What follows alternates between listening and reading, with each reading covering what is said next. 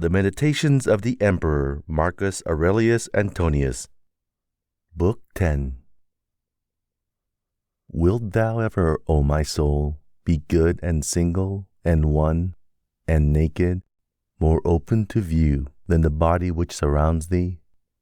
Wilt thou ever taste of the loving and satisfied temper? Wilt thou ever be full and without wants, setting thy heart on nothing, animate or inanimate, for the enjoyment of pleasure, not desiring time for longer enjoyment, nor place, nor country, nor fine climate, nor congenial company? Wilt thou be satisfied with thy present state, and well pleased with every present circumstance? Wilt thou persuade thyself that all things are thine? That all is well with thee? That all comes to thee from the gods?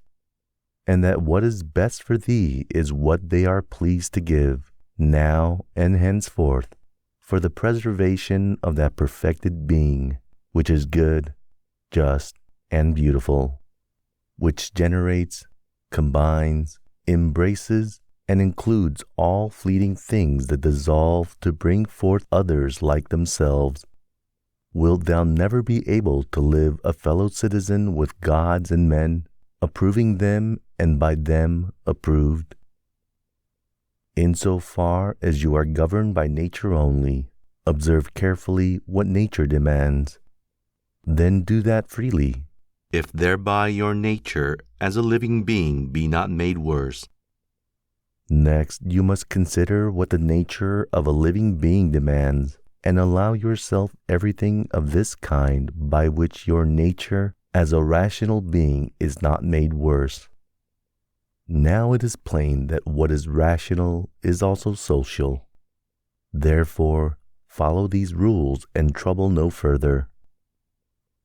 Whatever happens, nature has either formed you able to bear it or unable. If able, then bear it as nature has made you able, and fret not. If unable, yet you do not fret, for when the trial has consumed you, it too will pass away. Remember, however, that nature has made you able to bear whatever it is in the power of your own opinion to make endurable or tolerable, if you only conceive it profitable or fit to be borne. If a man is going wrong, instruct him kindly, and shew him his mistake. If you are unable to do this, blame yourself or none. Whatever happens to you was prearranged for you from all eternity, and the concatenation of causes had from eternity interwoven your existence with this contingency. Whether all be atoms, or there be a universal law of nature, let it be laid down first that I am a part of the whole which is governed by nature. Secondly, that I am associated with other parts like myself. Mindful of this, since I am a part, I should not be dissatisfied with anything appointed me by the whole. For nothing is hurtful to the part which is profitable to the whole, since the whole contains nothing unprofitable to itself. All natural systems have this law in common, and the system of the universe has another law besides, namely that it cannot be forced by any external cause to produce anything hurtful to itself. If therefore I remember that I am part of such a whole, I shall be satisfied with all that flows therefrom. And inasmuch as I am associated with parts like myself, I will do nothing unsocial, but rather draw to my kind, turn every endeavor to the public good, and shun the contrary. In such a course my life must needs run well, just as you would hold that the life of a citizen runs well when he passes on from one public-spirited action to another, and throws himself heartily into every task appointed him by the state. The parts of the whole, I mean the parts which are contained in the universe, must necessarily perish. Perish, let us say, meaning change. Now if it be a necessary evil for the parts to perish, it could not be well for the whole, that its parts would tend to change and be constructed to perish in various ways. Did nature then set out to injure her own constituent parts, making them so that they are liable to evil and of necessity fall into it? Or did it escape her notice that this comes to pass? Both suppositions are incredible, and if, dropping the notion of nature, one were merely to put it that things were constituted so, then how ridiculous at the same time to say that the parts of the universe are constituted so as to change, and also to wonder and fret at change or dissolution, as if it were something against the course of nature, especially as everything is dissolved into the elements out of which it arose. For there is either a scattering of the elements of which a thing was constructed, or a conversion of these, of the solid into earth, of the spiritual into air, so that these constituents are resumed into the system of the universe, which either undergoes periodical conflagration or is renewed by never-ending changes. And do not imagine that you had all your earthly and aerial matter from your birth, for the whole of this was an ascension of yesterday or the day before, from your food and from the air you breathed. It is this ascension which changes, and not what your mother bore. And granting that this recent ascension may incline you more to what is individual in your constitution, yet I think it alters nothing of what has just been said.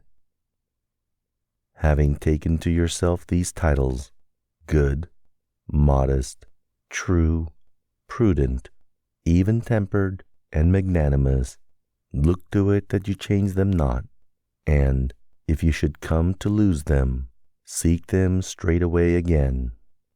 And remember that prudence means for you reasoned observation of all things, and careful attention, even temper, cheerful acceptance of the lot appointed by universal nature, magnanimity, the exaltation of the thinking part above any pleasant or painful commotions of the flesh, above vainglory, above death and all such things.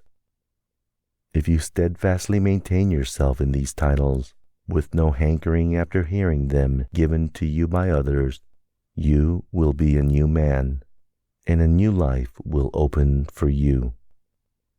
For to continue as you have been till now, in the same life of distraction and defilement, would mark you as a man devoid of sense, who clings to life like the half-eaten beast-fighters, who, though covered with wounds and gore, do yet appeal to be reserved until tomorrow, to be cast again in their wretchedness to the claws and fangs that lacerated them before. Take your stand then on these few titles, and if you are able to abide in them, abide as one removed to the islands of the blessed.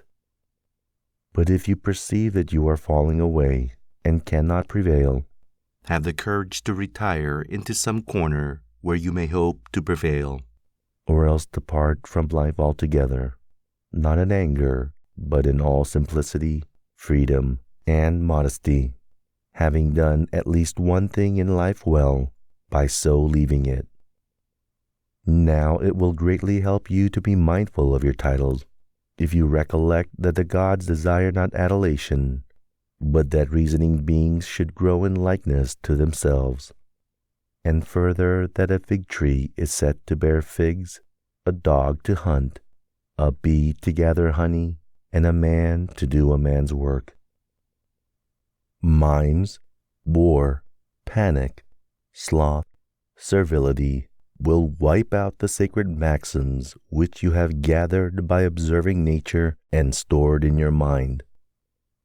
You ought to look and act in every case so that not only shall the task before you be accomplished, but also your theoretic faculty exercised, and the self-confidence which springs from special knowledge preserved without ostentation or affected concealment. Will you ever attain to simplicity, to dignity, to a perfect discrimination in every case as to what a thing really is, what its true place in the universe, what the time it may endure, what its composition, to whom it may belong, and to who can give and take it away? The spider exults when he has captured a fly. One man because he has taken a little hare, another because he has netted an anchovy, another because he has hunted down a wild boar or a bear, and another because he has conquered the Sarmatians. But are they not brigands all? If you look to their principles. Acquire a method of perceiving how all things change into one another. Pursue this branch of philosophy and continually exercise yourself therein. There is nothing so proper as this for cultivating greatness of mind. He who does so has already put off the body, and having realized how soon he must depart from among men and leave all earthly things behind him, he resigns himself entirely to justice in all his own actions, and to the law of the universe in everything else which happens.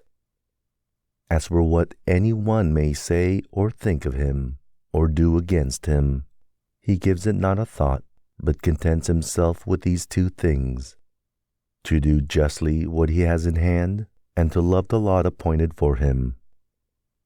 Such a man has thrown off all hurry and bustle, and has no other will but this: to keep the straight path according to the law, and to follow God, whose path is ever straight.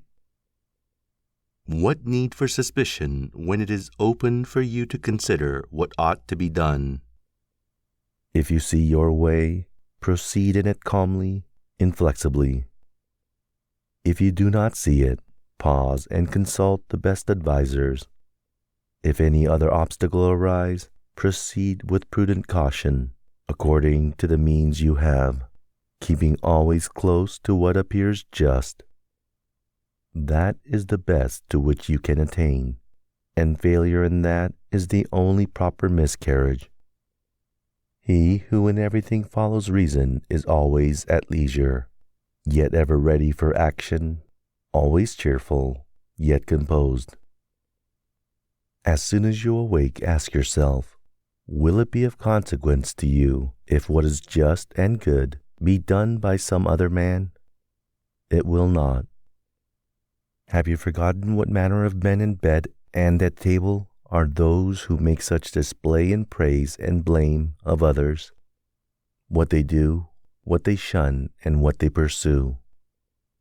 How they steal and how they rob, not with hands and feet, but with their most precious part, whereby, if a man will, he may gain faith, modesty, truth, law, and a good directing spirit. To nature, which gives and again resumes all things, the well-instructed, modest man will say, give what thou wilt, take again what thou wilt. And this, he says, not with ostentation, but out of pure obedience and good will to nature. What remains to you of this life is little. Live as on a mountain. For it makes no difference whether we live here or there, provided we live like citizens everywhere in the world. Let men see and know you as a man indeed, living according to nature. If they cannot endure you, let them slay you. It is better so than to live as they live. Discourse no more of what a good man should be, but be one. Constantly imagine all time and all existence, and think that every individual thing is in substance a fig seed, and in time the turn of an auger. Consider each of the things around you as already dissolving, in a state of change, and as it were corrupting and being dissipated, or as one and all formed by nature to die. What sort of men are they when they are eating, sleeping, procreating, easing nature, and the like? Then see them lording it over their fellows, puffed up with pride, angry or issuing judgments from on high. To how many were they slaves but lately, and why? And in what case will they shortly be? That is for the advantage of every man which is brought by universal nature, and for his advantage at the very time at which she brings it. Earth loves the rain, and the majestic ether loves. The universe loves to bring about whatever is coming to be. I then will say to the universe, what thou lovest, I love. Is it not a common saying that so-and-so loves to happen? Either you are living here your accustomed life, or you are going abroad, and that at your own will. Or you are dying, and your public office is discharged. Now, besides these, there is nothing. Be therefore of good courage. Keep this ever clear before you, that a country retreat is just like any other place. All things here go the same as on a mountain top, or on the sea beach, or where you will. You may always find that life of the wise man, who, in Platonic phrase, makes the city wall serve him for a shepherd's fold on the mountains. What is my soul to me? What am I making of it? And to what purpose am I now using it? Is it void of understanding? Is it loosened and rent from the great community? Is it glued to and mingled with the flesh so as to follow each fleshly motion? Whoever flies from his master is a runaway. Our master is the law, and the lawbreaker is a runaway. And so is he also who through grief or anger or fear will not acquiesce in something that has happened, is happening, or will happen in the course of things predestined by the all-ruling power which is the law, laying down for every man what is proper for him. He then who is afraid or grieved or angry is a runaway. He who has cast seed into the womb departs. Another cause takes and works upon it and completes the child. How wonderful the result from such a beginning! The child again takes food down its throat. Another cause takes and transforms it into sensation, motion, in a word, into life and strength and other things. How many and surprising! Consider then these things happening in such hidden ways, and view the power which produces them, just as we perceive the gravitation and levitation of bodies, not indeed with our eyes, yet none the less clearly. Continually reflect that all that is happening now happened exactly in the same way before, and reflect that the like will happen again. Place before your eyes all that you have ever known from your own experience or from ancient history. Dramas and scenes, all similar, such as the whole court of Hadrianus, the whole court of Antonius, the whole court of Philip, of Alexander, of Croesus. All these were similar, only the actors different. Imagine everyone who is grieved or storms about anything whatever to be like the pig in a sacrifice, which kicks and screams under the knife. Such, too, is he who on his couch deplores in silence by himself that we are all tied to our fate. Reflect also that only to a rational being is it given to submit to what happens willingly. The bare submission is a necessity upon all. Look attentively on each particular thing you do, and ask yourself if death be a terror because it deprives you of this. When you are offended at anyone's fault, turn at once to yourself and consider what similar fault you yourself are guilty, such as esteeming for good things, money, pleasure, a little glory, or the like. By fixing your attention on this, you will speedily forget your anger, especially if it occurred to you that he acts under compulsion and cannot do otherwise. Else, if it be in your power, relieve him from the compulsion. When you have seen Soterio the Socratic, think of Eutyches or Hymen. When you have seen Euphrates, think of Eutychio or Silvanus.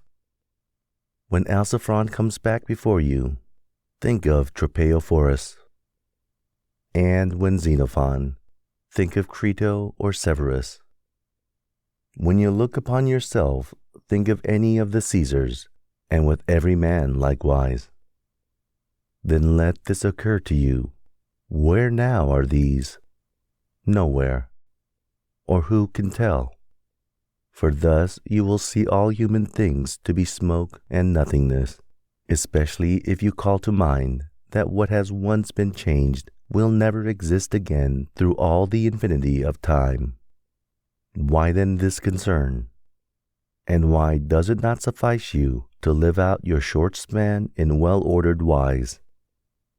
What material, what a subject for philosophy you are shunning?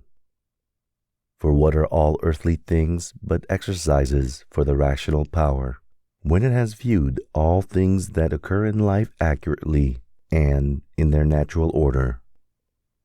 Abide then until you have assimilated all these things, as a strong stomach assimilates every variety of food, as a bright fire turns whatever you throw upon it into flame and radiance. Let no man have it in his power to say with truth of you that you are not a man of simplicity, candor, and goodness. But let him prove to be mistaken who holds any such opinion of you. This is quite in your power. For who shall hinder you from being good and single-hearted? Only do you determine to live no longer if you cannot be such a man. For neither does reason require, in that case, that you should. In the present matter, what is the soundest that can be done or said?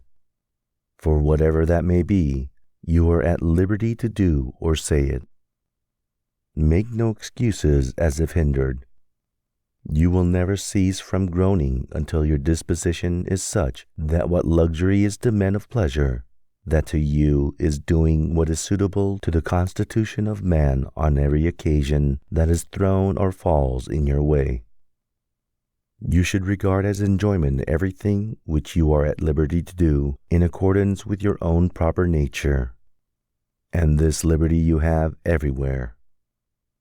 Now to the cylinder it is not given to move everywhere with its proper motion, nor to water, nor to fire, nor to any other thing that is governed by a natural law only, or by a soul irrational. For there are many circumstances which constrain and stop them. But intelligent reason can pursue through every obstacle the course for which it was created, and which it wills to follow. Set before your eyes this ease which reason makes its way through all obstacles, as fire goes upwards, a stone downwards, or a cylinder down a slope, and seek for nothing further. The rest of man's difficulties are merely of the body, the lifeless part of him, or else they are such as cannot crush, or in any way injure him save through opinion, or the surrender of reason itself. Otherwise he who suffered by them would himself straightway become evil. In the case of all other organisms, when mishap befalls, the sufferer is thereby rendered worse. But in this respect it may be said that a man becomes better and more praiseworthy by rightly using his circumstances. In fine, remember that nothing which hurts not the city hurts the man who is by nature a citizen. Nor does that hurt the city which hurts not the law. Now, none of these things called misfortunes can hurt the law. Accordingly, what hurts not the law can hurt neither city nor citizen. To the man who is penetrated with true principles, the shortest, the most common hint is a sufficient memorial to keep him free of sorrow and fear. Such as, some leaves the wind blow down, the fruitful wood breeds more meanwhile, which is springtide appear. Of men thus ends one race, while one is born. Your children are leaves, leaves too the creatures who confidently cry aloud and deal out eulogy, or it may be curses, or who carp and jeer in secret.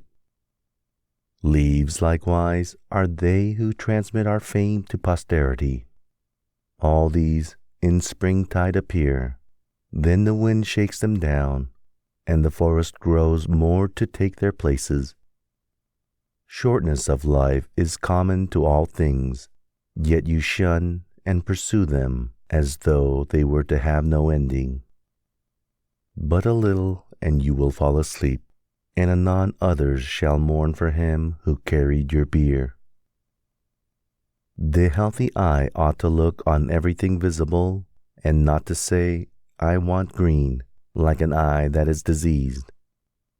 Sound hearing or sense of smell ought to be ready for all that can be heard or smelt, and the healthy stomach should be equally disposed for all sorts of food, as a mill for all that it was built to grind. So also the healthy mind should be ready for all things that happen. That mind which says, let my children be spared, and let men applaud my every action, is as an eye which begs for green, or as teeth which require soft food. There is no man so happily fated, but that when he is dying, some bystander will rejoice at the doom which is coming upon him. Were he a virtuous and wise man, wilt not some one at the last say within himself, at last I shall breathe freely, unoppressed by this pedagogue? He was not indeed hard on any of us, but I always felt that he tacitly condemned us. This they would say of a good man. But in my own case, how many more reasons are there why a multitude would rejoice to be rid of me? You will reflect on this when dying, and depart with the less regret when you consider, I am leaving a life from which my very partners, for whom I toiled and prayed and planned, are wishing me to be gone, hoping it may be to gain some additional advantage from my departure. Why then should one strive for a longer sojourn here? Yet let not your parting with them be less pleasant on this account. Preserve your own character, remain to them friendly, benevolent, gracious. On the other hand, depart from your fellow men, not as if torn away, but let your going be like that of one who dies an easy death, whose soul is gently released from the body. Nature knit and cemented you to your fellows, but now she parts you from them. I part then, as from relations, not reluctant, but unconstrained. For death, too, is a thing accordant with nature. Accustom yourself as much as possible, when anyone takes any action, to consider only to what end is the working. But begin at home, and examine yourself first of all. Remember that the mover of the puppet strings is the hidden principle within. It is that which is eloquence, that which is life, that, if I may say so, which is the man. Never in your imagination confound that principle with the surrounding earthen vessel and the little organs that are kneaded onto it. Excepting that they grow upon us, they are like the carpenter's axe, since without the moving and restraining principle, none of these parts in itself is of any greater service than the shuttle to the weaver, the pen to the writer, or the whip to the charioteer.